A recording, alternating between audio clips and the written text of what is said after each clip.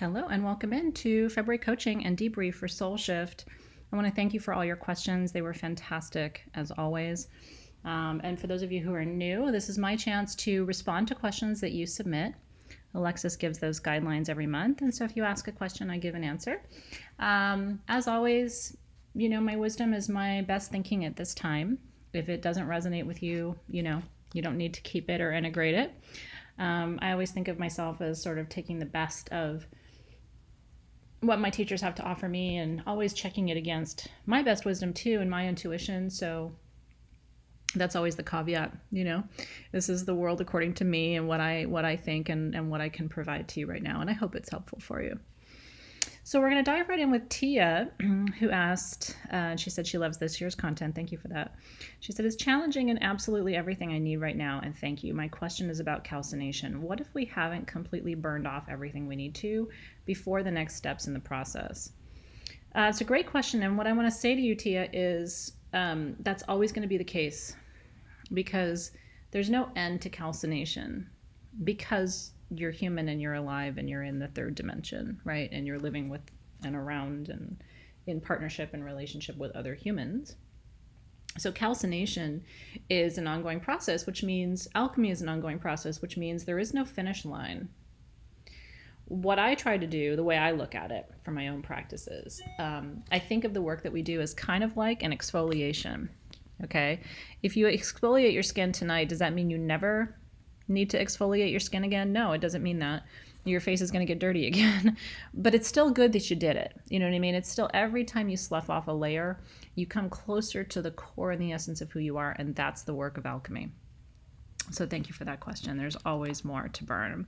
But this is where we can begin. I mean, we have to start somewhere, right? So if someone wants to lose 50 pounds, right, they could say, oh, I'm so overwhelmed. How am I ever going to lose 50 pounds? Well, try losing one. You know what I mean? Like, let's get in there and try to make a dent, or if you have my daughter had a ton of homework that she had to catch up on last week and was overwhelmed. Same thing, right? Okay, let's do one of the assignments, right? Now instead of 20, you have 19. And every little chip, every little dent, right, gets us closer to where we want to be. So don't let the fact that it's an ongoing, cyclical, iterative process, don't let that discourage you, because everything is. But the reality is we're still better for doing it. Ileana asked, she said, my question is, how do I know that I'm progressing through the calcination phase? Another really important and really significant question. And one of the things I love about your questions, by the way, is if you're thinking about it, if you're wondering about it, somebody else is too. How do you know? Here's how I know. It can bring some grief.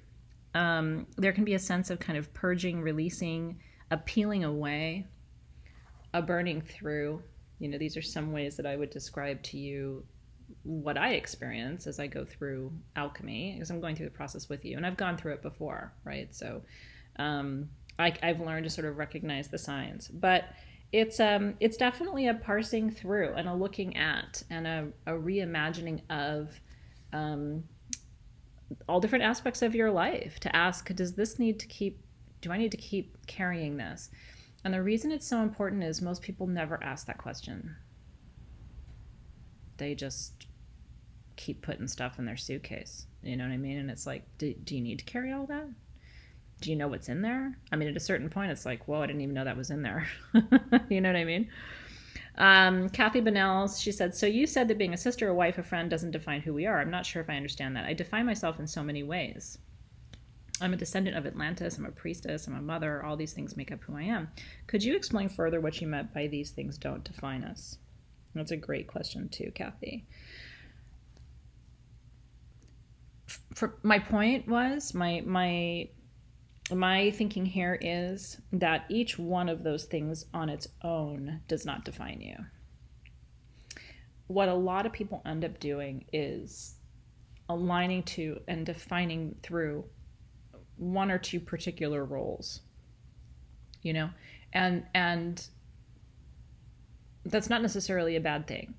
But if you only see yourself as a mother, then sometimes what that can do is a result in too much energy going toward that part of your identity, sometimes at the cost of the other parts of you that need to be developed and cultivated. I've known a lot of people like this who kind of get stuck in one part of their identity, and all the energy goes there and all the energy comes from there. But in a lot of those cases, it's not making them happy. It's like, is this all I am? So part of what I'm trying to do is open you up to see, like, I'm a mom, right? Obviously that defines a good chunk of who I am. It's, I'm raising kids that have dependents, right?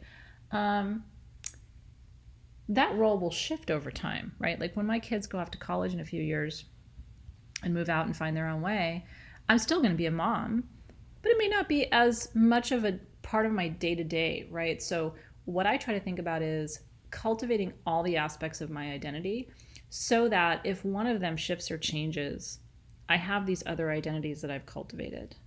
Because what I've seen happen over time is that when people only see themselves as mom, or only see themselves as wife, right? Or only see themselves as this, that, or the other. And it can be 100 different things. Only see themselves as employee, right? They're only an employee and then they lose that job. They're only a mom and then the kids move out and don't call them anymore. They're only a wife and then their partner leaves them. I think it's really important not to have all of our identity eggs in one basket, if that makes sense. Now, again, you may not agree, you know what I mean? Or you may look at it from a different perspective, but in my life, that's been part of the teaching that has never been taught to me, but it's been taught to me by people's examples. And the people I've seen who've really struggled, especially in middle age and into their later years, is where they really put all their identity eggs in one basket, and then that basket tips. And then it's like, so who am I? You know what I mean? And so I think it's better to ask now, who are you? So that you are this, that, and that, but you're also this, that, and that. And any one of those things is important. Any one of those things is just one of those things. Now, are they weighted? Sure. My identity as a mom is more important to me than my identity as a sage goddess, right? Like, I have my priorities. My identity as a wife is more important to me than my identity as a boss, right? It matters in the grand scheme of things. It matters more to me what my husband, thinks and feels about me and who I am and what I do than an employee. Although what an employee thinks of me matters to me still. It's just a different, you know what I mean? It's like a different weighting. But I still think you got to look at your identity pie and figure out what the slices are. And then you start to recognize, I am a mom, but I'm also these other things. And then there's a part of me that's none of that, right? There's a part of me that's all of that, and there's a part of me that's none of that. And that's the part of me I'm constantly striving to make good contact with, because there's part of me, and I want that part of me to have a voice that says, it doesn't matter if you're not any of those things. You still have a core essence that's of value beyond being a mom, a boss, a friend, a girlfriend, a wife, a daughter. You know what I mean? Like, above and beyond the 19 different things that I am to all kinds of different people, I'm also none of those things, because there's a part of me that's bigger and older, you know what I mean? And that will continue beyond even all the constraints of this lifetime. Rebecca Klein, this is my first debrief question, which is very exciting. She said, my question's about calcination. I understand it. I'm working on it. You state it's hard work. I see a lot of soul shift members struggling with it, but I'm not struggling as much as others. I feel part of this is for the past year I've been working on past trauma with a therapist that deals with women's PTSD issues, and we've covered all the trauma I've gone through. We discussed it from the earliest point forward, and she's done some different types of processes. And she said, for me, the calcination process is going back generations and learning why trauma was there and change it. Is this a normal way to process calcination from my perspective, or am I missing something? For me, the calcination is finding who I really am and being calmer and much more spiritual in my path and finding what my life path is. So her final question was, and sometimes I skip parts of your questions because the questions are long. I'm glad it's there, but I don't always read every word. Am I on target or am I missing something? She said, since I'm going on 68 years of age, I do feel better doing the work for the last 2 months. This was a really important question for me, Rebecca. There's a couple reasons why. First of all, I love that you're doing this work and that it's being complemented by work that you're doing in other areas of your life, because I think that's great. Secondly, yes, it's normal. there are 1,000 different ways to experience this work, right? And it doesn't have to be sticky and tricky for everybody. It's not as sticky for me as it is for other people, but that's because I've been exfoliating for years, right? This is not, in other words, the first time that I'm looking at my epigenetics and all of the things that we're looking at through calcination, where I come from, who I am, who brought me here, and so on and so forth.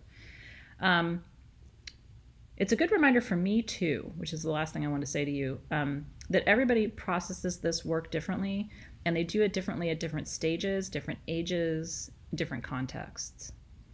So what this became for me too in responding to your question is a reminder, like, hey, you know what, Athena? Not all your students are experiencing it the same way. Try not to make generalizations, because I had talked about this work can be really hard. But what if it's not hard, right? It's important for me as the keeper of the container to really avoid generalizations. And I may have made one here that was a mistake.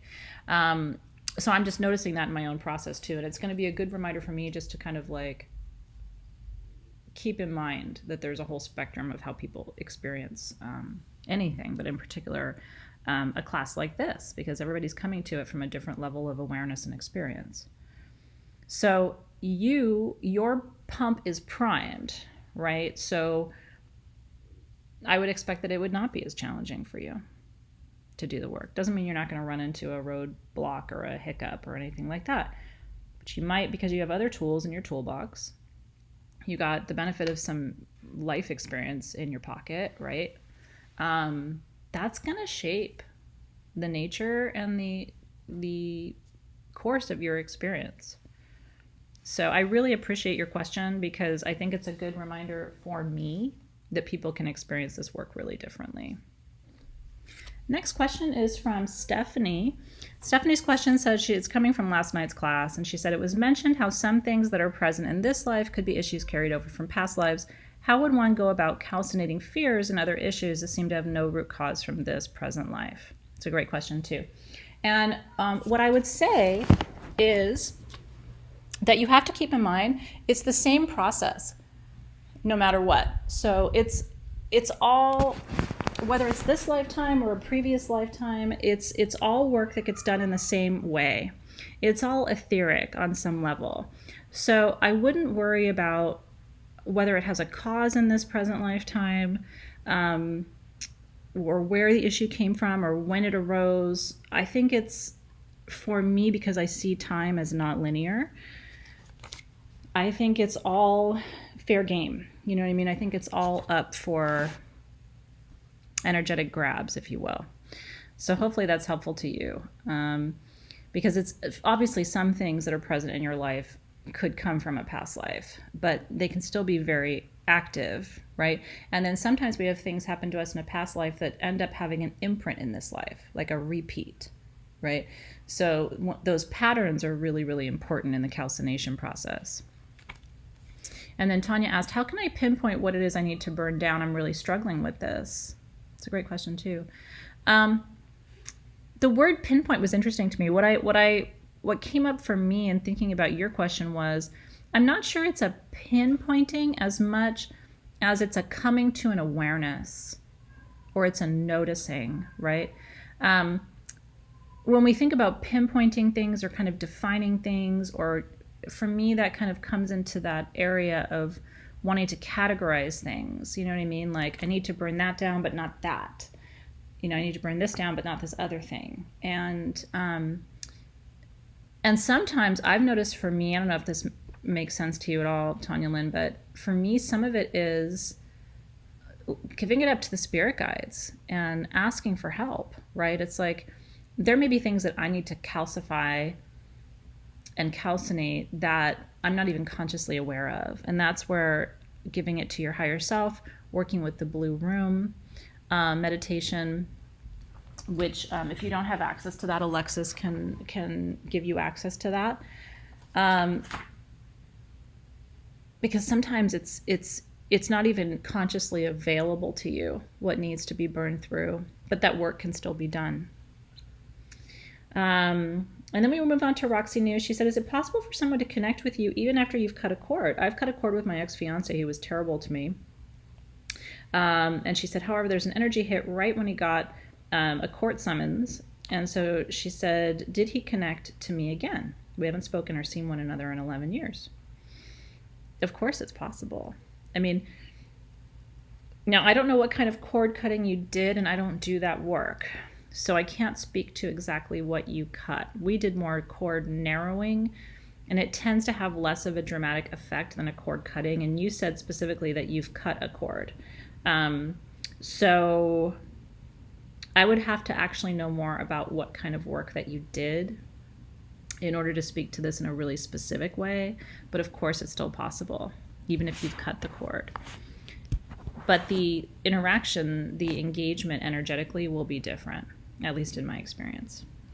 Jennifer says, I also have a question about cords. Mid last year, I was meditating. A male friend of mine popped up. I saw a cord between us, but it wasn't a straight cord. It was like the infinity symbol. Ooh, interesting. Where it came from me to him, then through him and back to me. It was glowing between white and pink. Is this even a cord? What was it? It was strange, not in a bad way. I hope that makes sense. It's beautiful. I've never heard of anything like that before, but I can visualize it as I'm sitting here reflecting with you. And I think it's beautiful. There, energetically, what I'm sensing is there is a little bit of like a soul-mated energy there. Maybe not romantic in this life, doesn't mean it hasn't been before, right? So sometimes we tap into that and it's like, gosh, why is that energy line so intense? Or why is that energy between us so intense? And it can be because there's a resonance from a previous lifetime that you pick up subconsciously, right? So it's not like, oh, I knew you in a past life and we had sex and that's why I feel this way. So it's not usually not that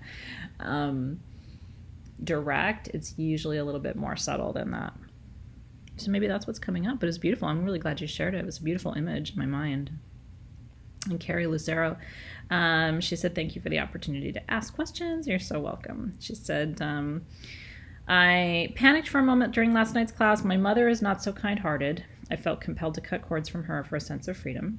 After what she mentioned, not to cut cords with people, just to narrow them, I feel I made a mistake by cutting cords and that she won't be able to have a relationship with me again.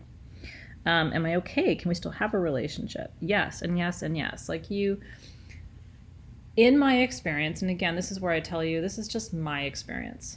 You will talk to people who say, cut cords all day long. It's totally fine. If you want to reconnect it, you totally can. It just hasn't been my experience. But it is possible to continue to have a relationship with someone with whom you've cut a cord. But in my experience, it's a different relationship. And usually it's not as energetically charged, but that can actually be a great thing. You know, if it was too charged before, then maybe you need to pull it back and dial it in and have a different kind of orientation. Maybe it wasn't serving you to have the level and kind of relationship that you were having before. So in my experience, yes, but not with the same intensity and usually not to the same degree. But then I would say keep an open mind. We are talking about your mom after all. We're not talking about a cord you cut with a neighbor, right? The paternal and maternal cords are really big, thick, dense, old cords, and they usually have tethers in previous lifetimes because usually we're not just meeting our parents in this life for the first time.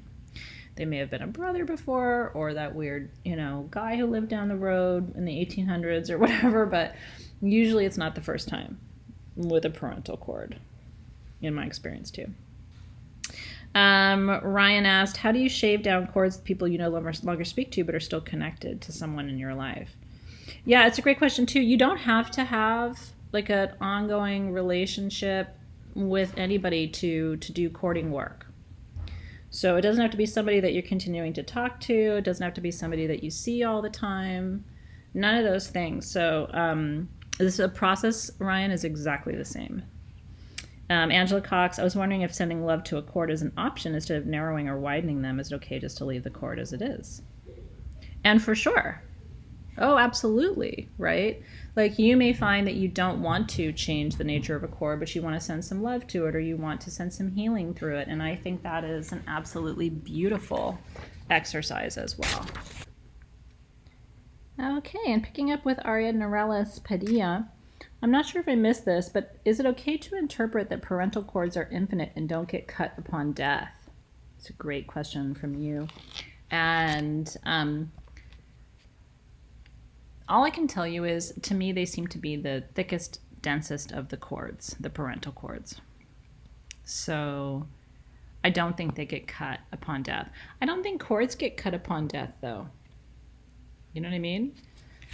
Death is something that you and I understand because eventually there's an end to this human existence. And some of us, I don't, but some of us look at it as permanent because you don't ever see the person again with your human eyes, right? So they seem like they're really gone, but in my experience, it's something other than that. And so I do think those cords continue. I really do. Thank you for that question. Danielle Dickinson, when you were talking about how you went to the woman to have the cord cut, why would you just not have envisioned it being reattached after she cut it? That's a great question, Danielle. I don't know how to answer it because I wanted with all my heart to reconnect it. If you haven't cut a cord, I don't know how to describe it to you. But it was like immediate for me, and I couldn't just imagine it reattached for me. Now again, Danielle, this is Athena talking. Maybe you could. You know what I mean? I'm not saying just because I couldn't that you couldn't. But something changed. I do believe in the power of intention. At the time, the intention for me was to cut that cord and complete that contract. And I had some stuff to learn about being human and thinking that I can control spiritual matters, right? In any case, it was just my experience, but I'm glad you asked, and that's my honest answer. And it still has never been reconnected in quite the same way. From Georgia Gottlieb, hi Athena. I know what I'm burning down has to do with my father that I don't have a great relationship with, right? She said, I finally accepted he has his own life, doesn't want anything to do with us. I'm okay with that. I don't need him in my life. So when we were shaving the cords, I was doing it with my father. Is this something I have to do more than once, or will one time be good enough? Thank you for that, Georgia. You're going to have to sense and feel because sometimes it's enough. Right? Sometimes you go back in and you're like, I still feel this huge connection. I don't want to feel as much of a connection. How do I limit that? So sense and feel your way into it, Georgia. Again, for all of you who asked cord questions, I want to thank you for those questions and tell you everything I'm sharing with you is just based on what I have done, experienced, seen, felt, which is not scientific. You only have data from one person. You know, I'm trained as a scientist in the scientific method, right? And so we would never produce results saying we had a sample size of 1 and now here's how it goes. We would never do that. But I teach you from that place because I assume you found me for a reason. And my general philosophy in life is I don't move with fear. I move confidently in the world, in all the worlds. But I'm always aware.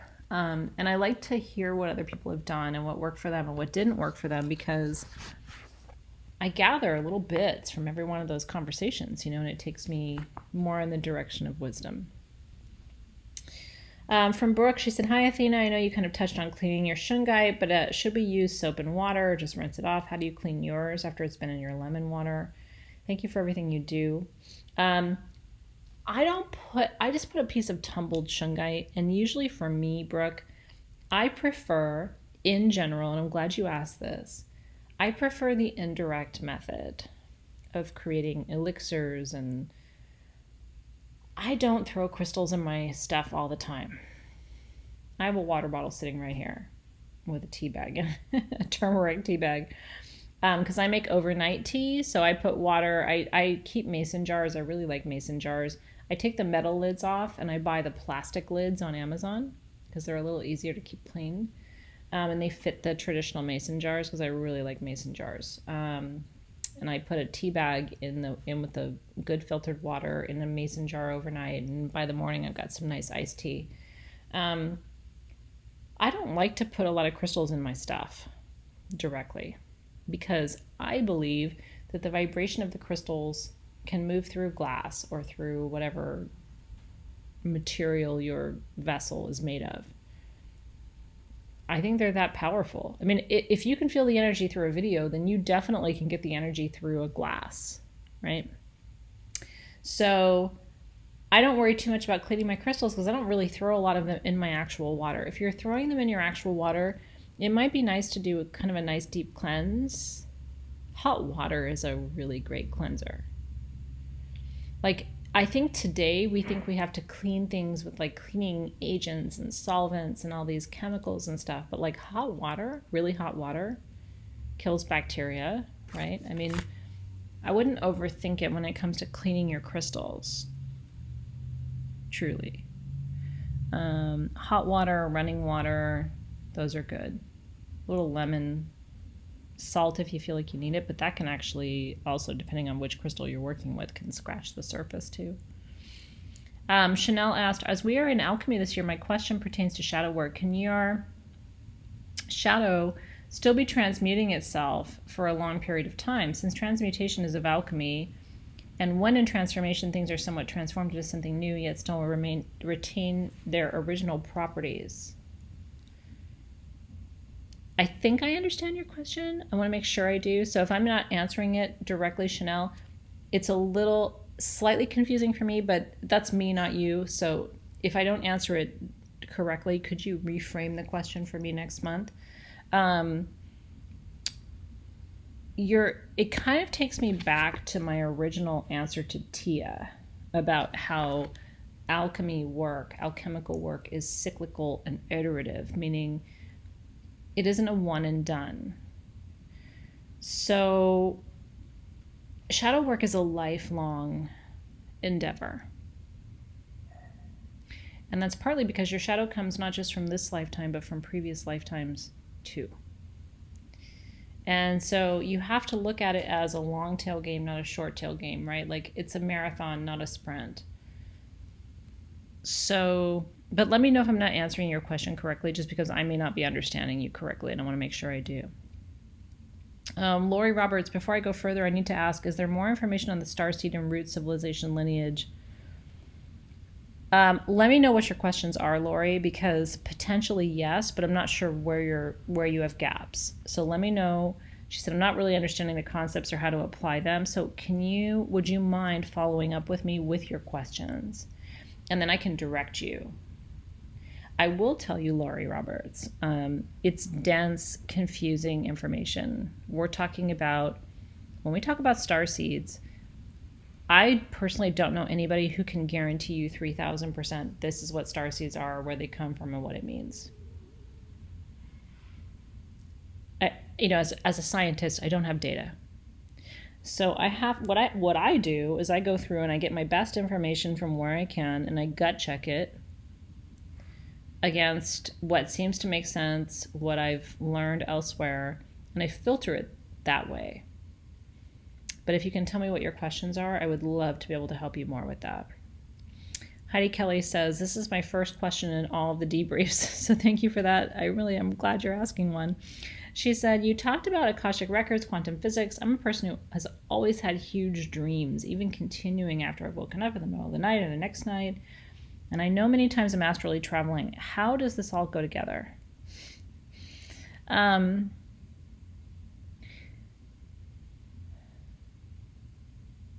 do I say this in a way that's actually like...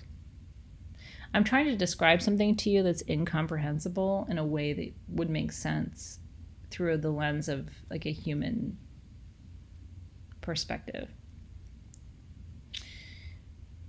I think humans imagine that like sacred geometry is over here and Akashic records are over there, and it's almost like things have a real place, and that we have to astrally travel, meaning we have to go do something different to get to these other places. What I learned from ayahuasca, Heidi Kelly, is this, and take it for what it's worth. There isn't like a place. When we think of having to go somewhere, we think of that because in our third dimensional reality, if I want to go somewhere, I have to get in my car and drive, or I have to walk, or I have to physically do something. But interdimensional work is not like that. The fifth dimension is just, the difference is your personal lightness of being. I have come to understand in the last 2 years, with new teachers, by the way, that every shift we want to experience in our mind, body, and spirit is simply a difference in frequency. It isn't, I have to go to Mars, I have to leave this planet, I have to die, I have to become a squirrel, I have to, it's simply a perceptual shift. There isn't a place. So again, I'm not sure if I'm answering your question. Quantum physics explains how these other dimensions exist simultaneously with our own. And it's really complicated because for us as humans, we're like, what? Like, it doesn't make sense.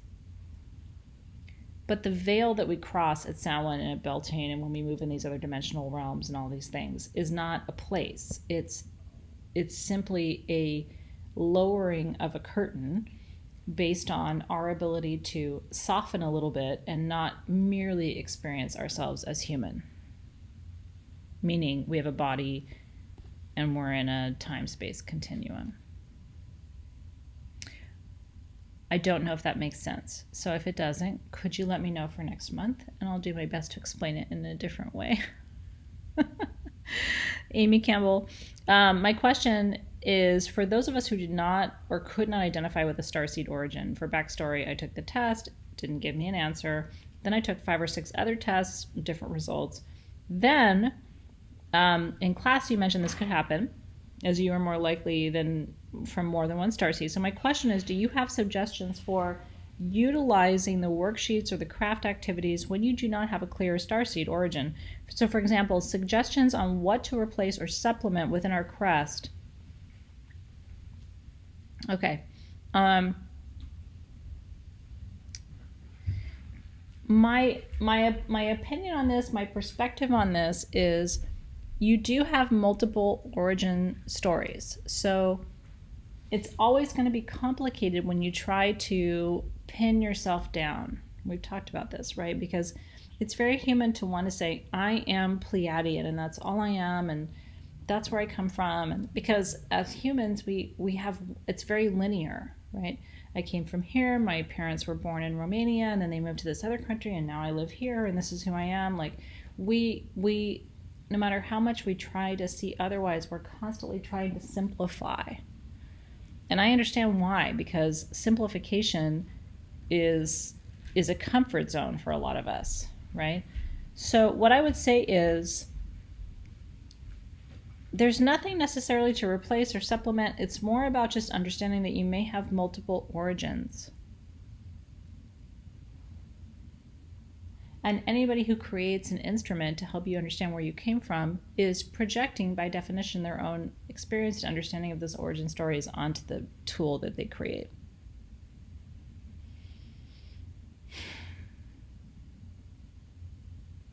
So when I talk to you about it, I'm relying a little bit also on what I've seen in medicine space and journey, and like I'm trying to be inclusive. But I also understand where you're coming from and what your questions are about.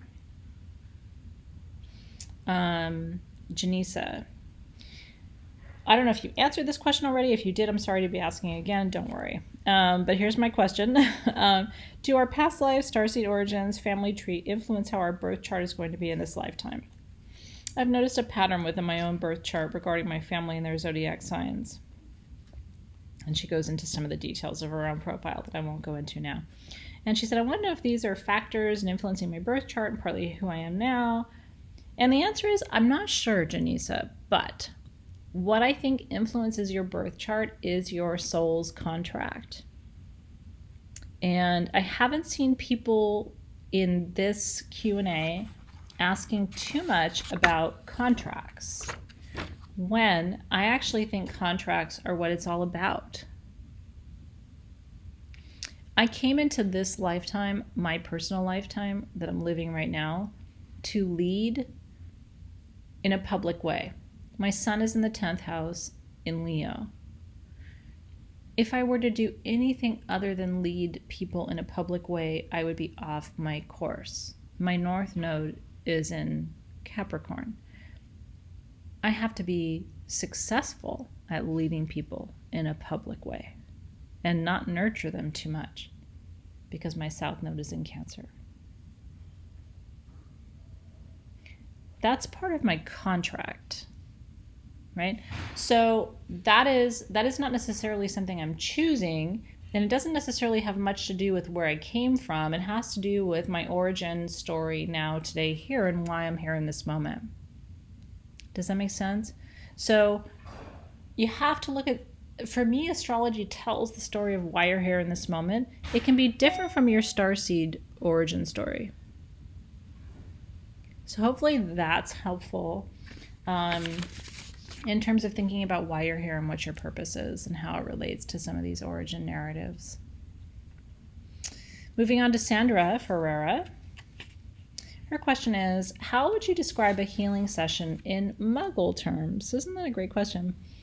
I would describe a healing session in Muggle terms as an effort to align your personal energetic frequency, your PEF, with your intention, or the personal energetic frequency of a client with their intention. So my current frequency might be frustrated, angry, stressed, but my intention is healing, peace, and calm. So a healing session is designed to take you from where you are to where you want to be on an energetic level. I hope that's helpful.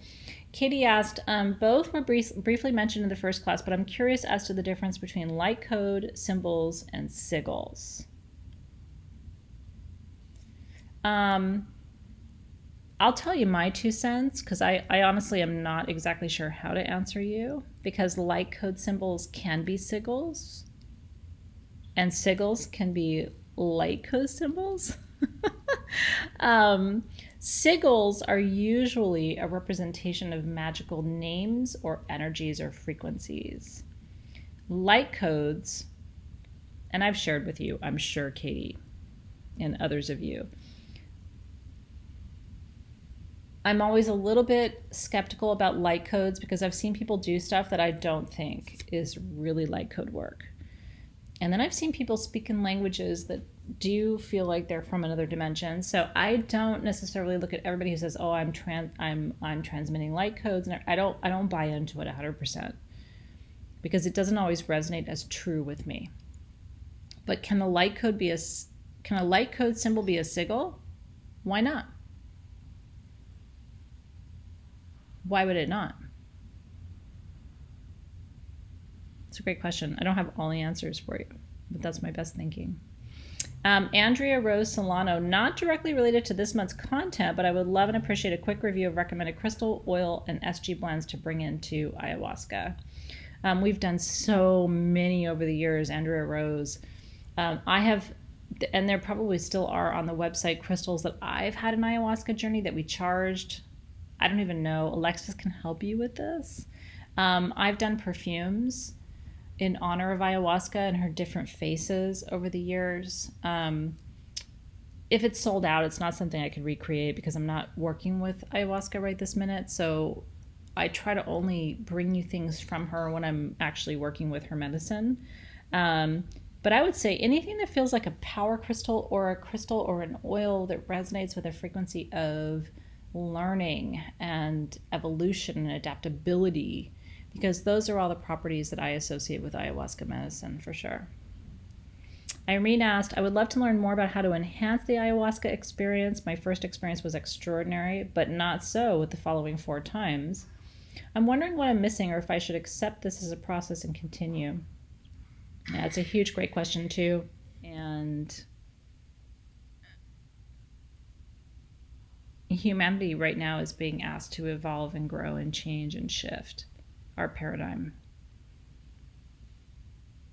And we're seeing a great division, a great splintering of that. And I don't know where this part of our story takes us. Because all at once we believe in magic and we don't. We believe that there's multiple dimensions of reality, and then we don't. So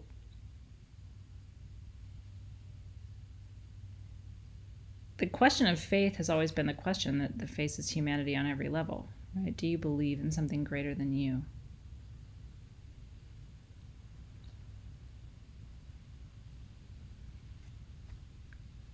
And we'll pick up there maybe another time. Natalie Melanson, this is my first year. I'm hoping you can guide me as to where to learn more about how to grade crystals. Crystal Masters in May is gridding. So I'm glad you asked, and just stay tuned and make sure you're in Crystal Masters for May. Jenny Forseth, I don't know if you could say that this is related to this month's classes or not, but I was wondering if all crystals need to be recharged, and if so, how to do it properly. For me, this is a matter of intuition, and I ask my crystals what they need. I don't recharge my crystals all the time. And it's because of a teacher of mine who taught me that it's very human to think that your crystals need your personal, constant intervention. I remember her so clearly saying, do we really think we're that powerful that like we're going to recharge these things that come from the earth that have been here long before we've been here and will be here long after we've been here, and like we're going to charge them? So I'll leave you with that, Jenny, too. Sometimes it's nice to put your crystals out under a full moon, right? Like that can be really beautiful as a process. Natalie Garkusha, in the last class you mentioned your ayahuasca experience you had when asking her to show you how crystals work. Can you please explain why crystals are special when other items also have the flower of life? Does everything have a flower of life? And if so, then why are crystals special, and can you expand on it? Such a great question from Natalie. So Natalie, crystals in our earth, and we do talk about this in Crystal Masters. I'm guessing you're kind of like newer into the program because we've talked a lot about this before, but I want to answer you because we have a lot of new people. Crystals are different from Amma's shawl, for example, which you mentioned as your example, because they crystallize in specific sacred geometric shapes.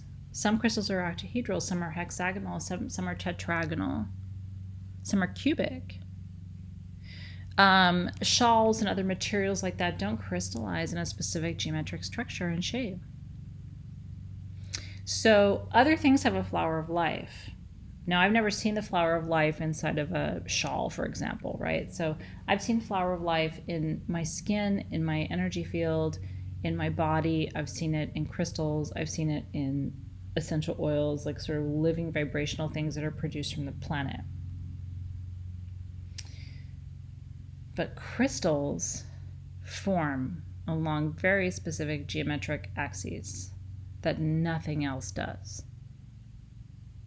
And that's their magic. That's the short answer to your question. From TJ Sykes, when calling on and chit-chatting with your spirit guides and angels and guardian angels, how do you ensure it's only them and no extras? Because you open a circle. TJ. The reason, and if you're new, and again, this is sort of, I'm guessing you're new because of the question, but I don't want to assume it. But if you are new, you'll see me be fanatical about opening and closing a circle every single time we do serious ceremony and work together. Why is that? Because when you open a circle and you close a circle, you're saying, here's what's welcome, and now the work is complete. You're delineating what's accessible to your ceremonial work and what isn't. And it makes all the difference. It's a great question. So when you start to do work that could open you up to forces, seen and unseen, that you can't filter, control, or mitigate, That's when you open a circle. Lillian Serrano, do stillborns happen because they realize they chose the incorrect parents? Ooh. Or do they just sign a short contract? I'm still trying to understand why my Isabella is gone, so I can move to the next phase in the process. I have been very close to 3 women who've lost children in utero or during childbirth. Like, not in the room, but as close as you can get. Okay, best friends with, confidants to. Okay. I don't believe they chose the incorrect parents. All of the experiences I've had with stillborn children, by the way, my grandmother had stillborn children, twins, I believe. They still taught something.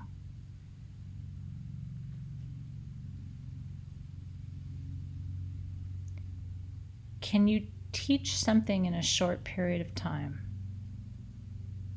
As a teacher, I'm going to tell you, yes, I can. Can I teach you something in 2 days? I can. Can I teach you something in 10 years? I can. Can I teach you something in 50 years? I can. Is what I teach you in 2 days less valuable? I don't think so.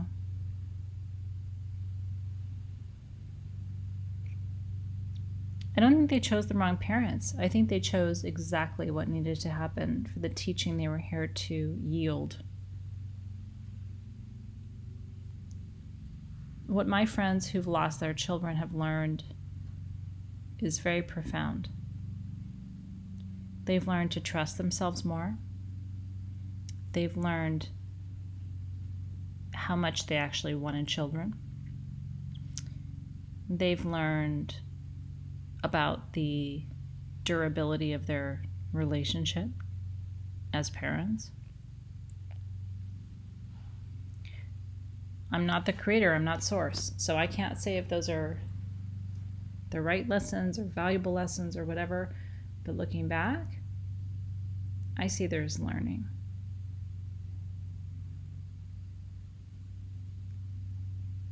And I hope that's helpful for you.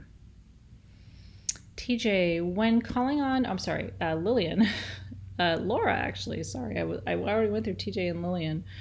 Laura Tincher, I have a vitiligo. It's an autoimmune disease where your body's immune system destroys the skin pigmentation. I have multiple friends with vitiligo, so I'm quite familiar. She said, one of 3 immune system issues that I know of, how do you target a chakra in this case when it affects the whole body? How does one treat themselves? Which crystals should we use? And her mother has it too. And everybody I've known with vitiligo has had somebody in their family who's had it too.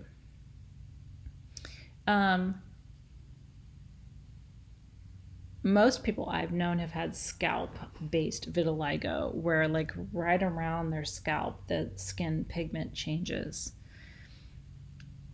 And the only common thread I can share with you is that these are people who were really learning about authenticity, who they are, and not just on the surface level, but who they are as souls and spirits.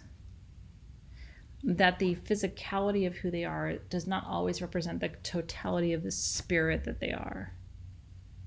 And so the body sort of peels itself back, right? It's not a life-threatening disease, but it definitely can shift one's physical, personal experience. So, as with all autoimmune diseases, this is about really starting to fully accept who you are, what you're here to do, and your reason for being. Everybody I've known with vitiligo, which is 6 people in the 40, almost 8 years I've been alive, has had some issue accepting who they are.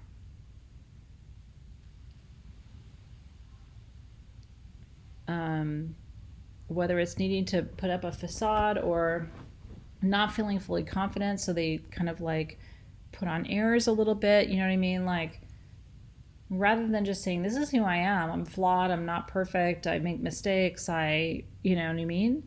So now, does that enable me to say this is why this happens? Not necessarily, but I think there's something there around underneath it all, who are you? And calcination has been a really great process for answering that question. So I hope it's been helpful for you, Laura, in your own process, right? And I hope this is useful kind of reflections for you too. Ida said, can shifting energy leave you tired? Like, I feel happy, I love the classes, I have these aha moments, but it's weird and sometimes confusing. Is calcination exhausting? Will this change? I'm turning 37. I don't know if it might be a birthday vibe. It is kind of tiring, Ida,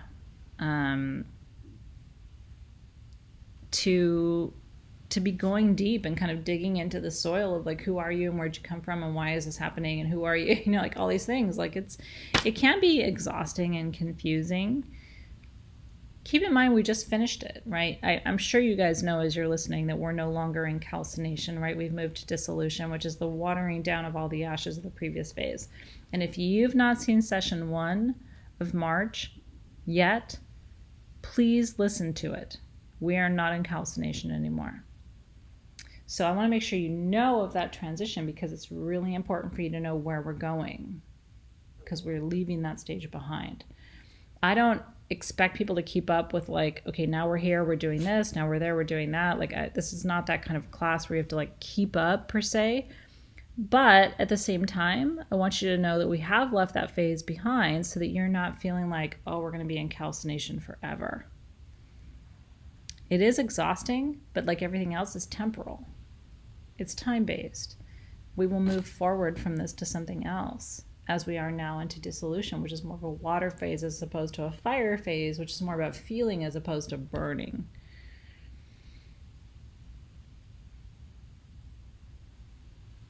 So let me know how that feels to you. And then Teresa Bustamante, would you recommend any rituals for my office before I start my day?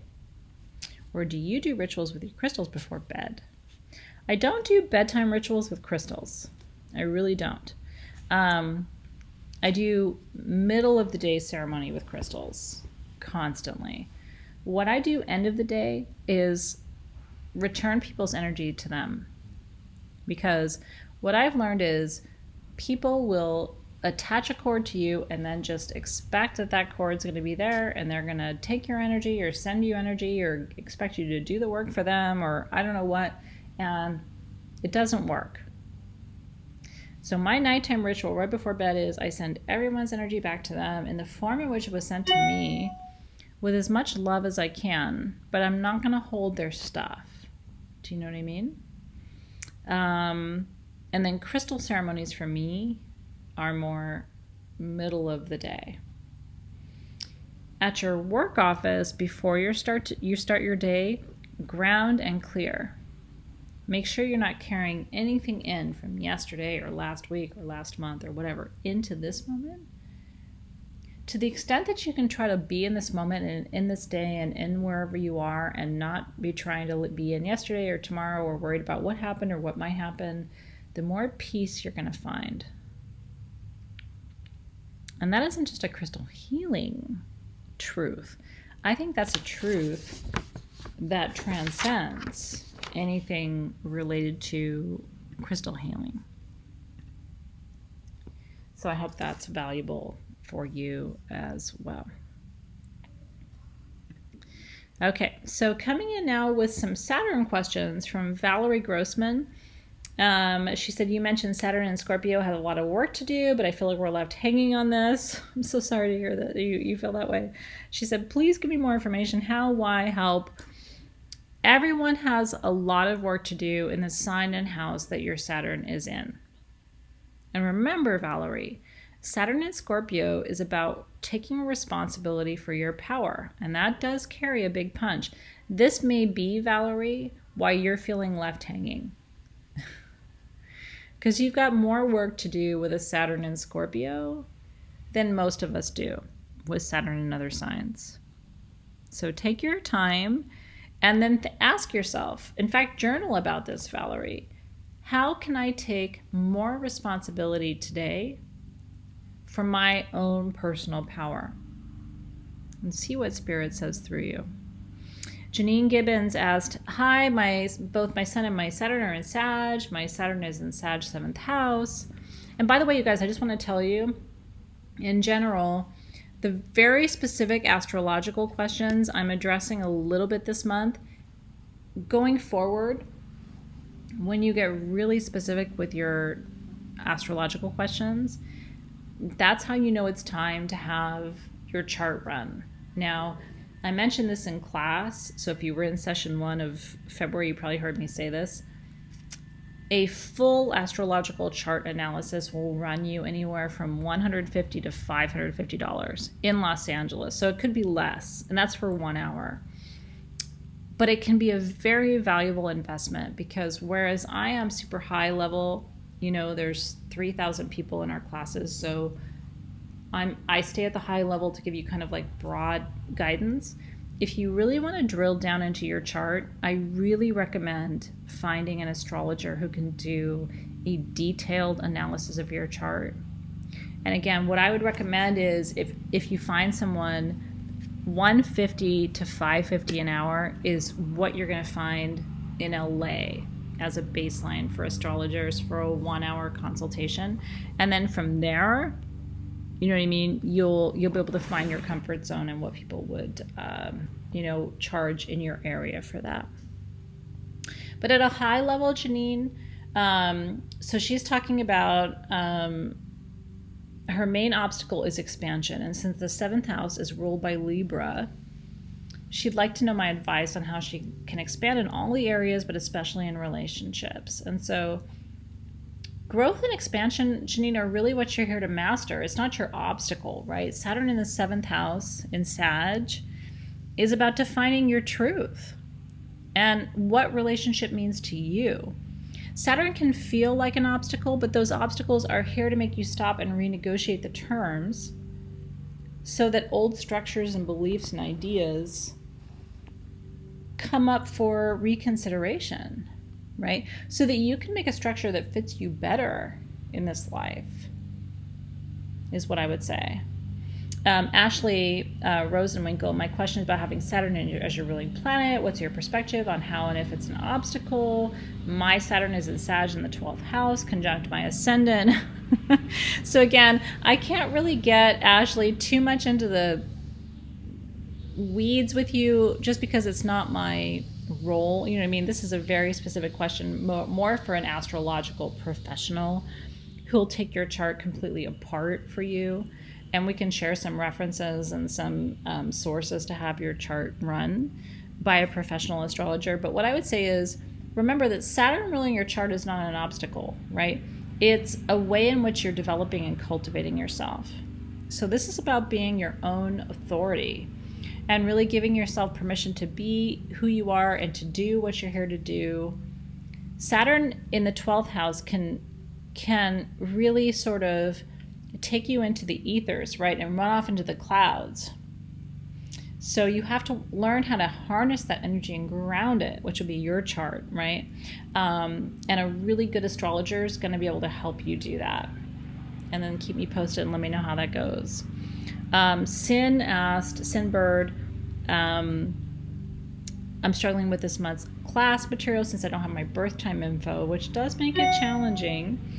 I don't have any way of getting my birth info. Is there any way to work with these influences when you don't know when you were born? So remember, Saturn moves very slowly. So if you know the day you were born, then you can work with the sign, no problem. The house calculation does depend on the exact time of your birth.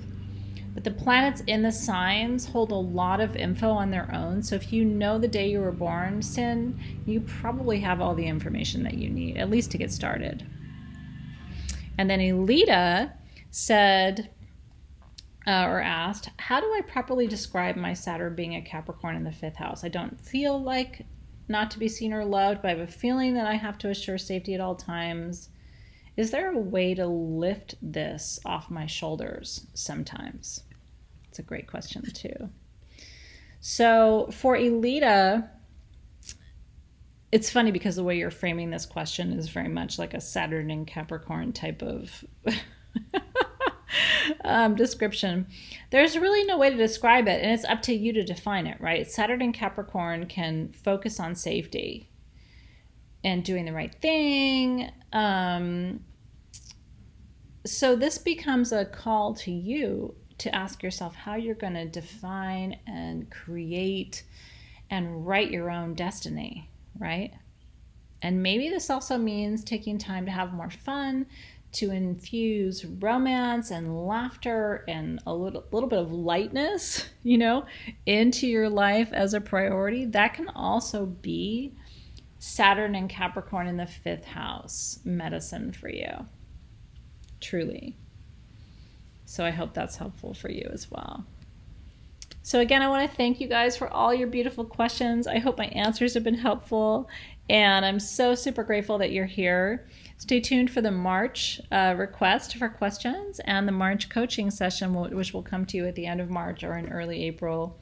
But I'm just so grateful that you're here, and I hope this wisdom supports you and helps you in every way. We'll see you soon, everybody. Take good care.